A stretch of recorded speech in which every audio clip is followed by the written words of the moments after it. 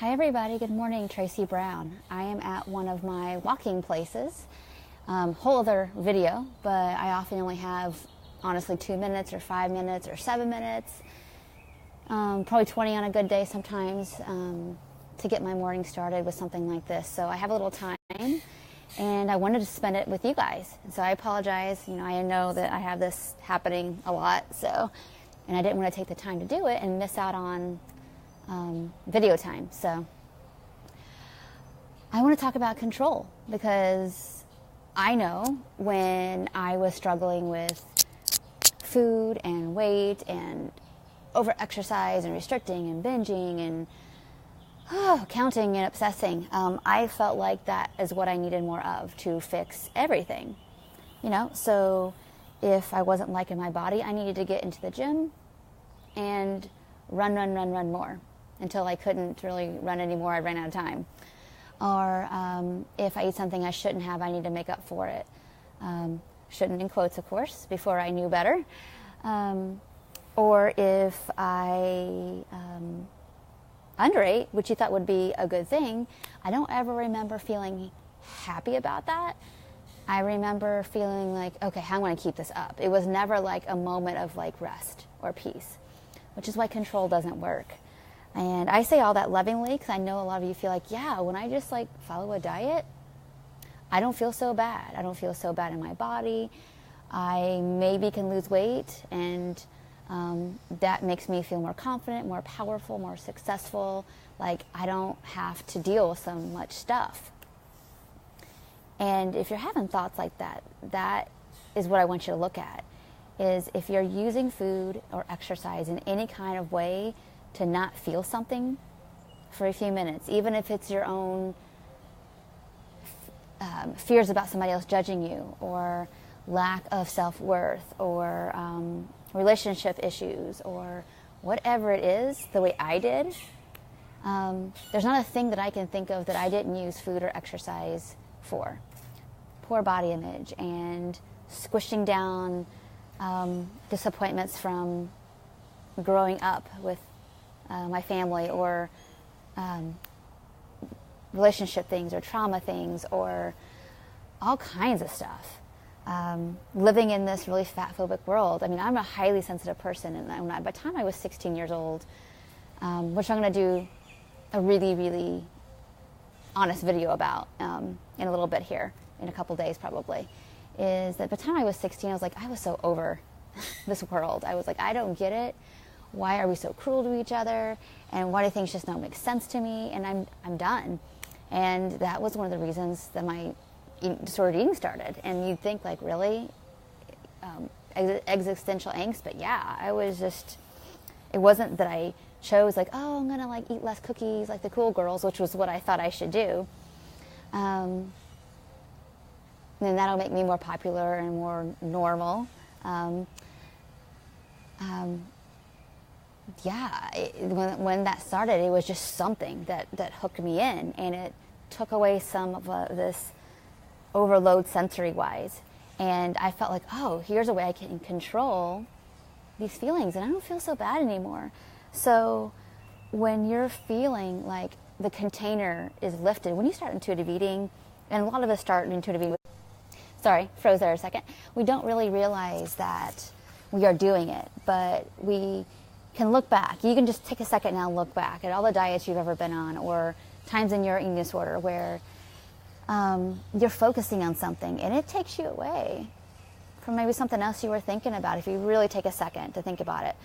But we run back to control over and over again, whether we've just binged, whether we haven't maybe exercised in a few days. Maybe you are going from like one fad, which is like, let's say, super low fat, which is what I did, to later on in my dieting, eating disorder days, it was like the beginning of the low carb thing again in the, I guess, late 90s, early 2000s.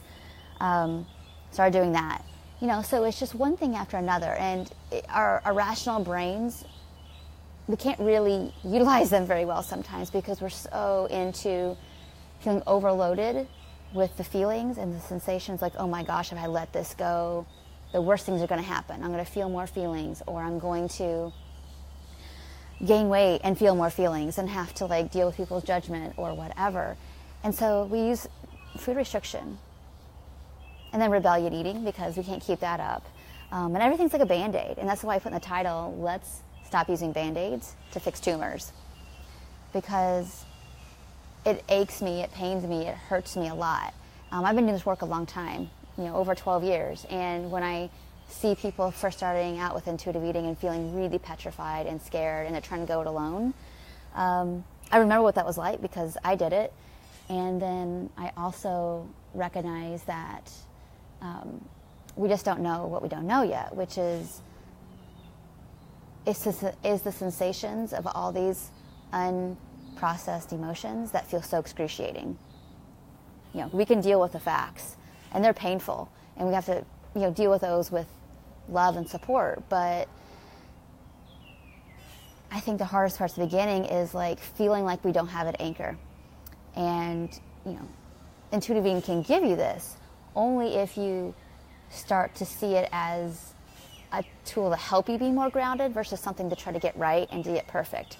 And so one of the reasons that I relaunched some of my stuff is that I want you to have, like, right off the bat, a realization of, like, when I'm letting go of food, I'm not just letting go of, like, the rules for fear of keeping my weight in check. We're also letting go, or even considering letting go, of the ways in which we organize everything inside us internally, and that feels out of control.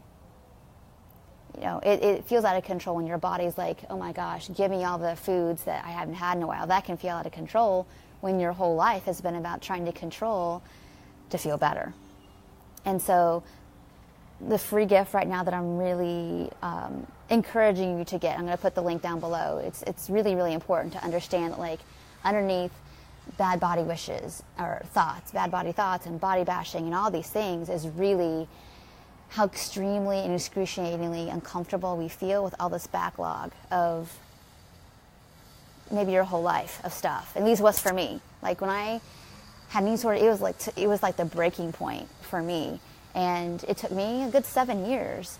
I had definitely had some help, but I want to say that I definitely was a therapy dropout only because this wasn't explained to me first off the bat. That somebody didn't say, look, you are speaking, your food and your eating and your exercise behaviors and the things you say about food and weight in your own body is just code language for how intensely uncomfortable you felt and how much you've had to hold on your own your whole life. If that would have been said to me right off the bat, that process probably would have been hastened probably 3 or 4 years. That's 3 or 4 more years of freedom. And so that's why I'm so passionate about sharing this over and over again and ad nauseum. It's because I want you to have the tools. I want you to know that, like, healing happens in relationships. So even if your relationship with me is just that piece of paper and that audio, start with that. And sorry, I hear some buzzing going on because people are doing, maintenance early in the morning. But anyway, I'm going to put the link below. I love that word. Like, they're out here first thing in the morning assessing what needs to happen. So I'm hoping you're hearing this, seeing this video and thinking, okay, so what feels so untamed and out of control, and is it really a problem? And I would say no. Your feelings of out of control are not a problem, whether it's food, your emotions, or whatever, but we need to have a better, healthier, more loving container besides dieting and restricting and binging and purging and diet pills and laxative and programs and everything else that we've ever tried to do to contain what feels like so much. You're not a problem. You're not out of control. It's just that we've never had, up until this point, maybe this is the first time you've heard this stuff, or maybe you've heard it a lot, but maybe me being in your face about it is getting you to say, okay, look, I'm not broken. I'm not out of control, but I need a better way.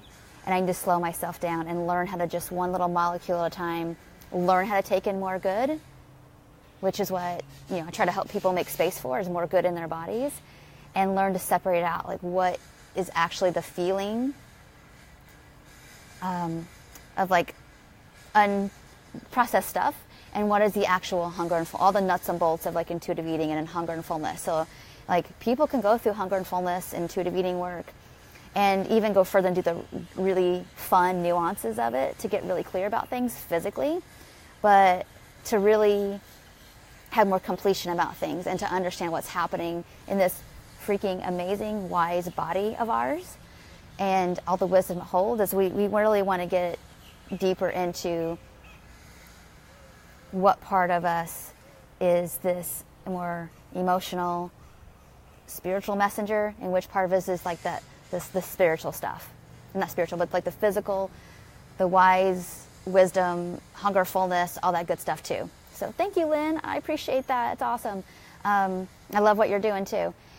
I think that's it for today. I'm going to put the link to basically stop body bashing yourself, because first I want you to notice that you do it, and secondly, use this tool. If you love it, please tell me. I'm going to keep yapping about it because I think it's that important to start to build that more go towards yourself relationship versus feeling like, oh my gosh, I'm so out of control because I let all the rules down and now I'm eating out of control. You're actually not eating out of control. There's a backlog of need that's trying to get expressed in you. And I know that can feel scary, so don't go it alone. I would tell myself back when I was 18, 19, 20, like, get back with your people, actually tell them what feels out of control, and let them hold space for you to process that. Okay, so if you never had that, look into that.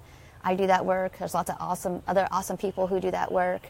But I'm a kind of go deeper, go home kind of person. So I don't want people messing around with this process in terms of like feeling not out of control with their food and their weight for decades. I'm not into that. I want you to be able to get on with using these tools in all the areas of your life. And, nobody's going to have a perfect, easy life, but I think we can have a lot more peace and a lot more resiliency, which is what my goal is for you. So thank you so much for watching, and check out the link below. Get your free Stop Bashing Your Body gift.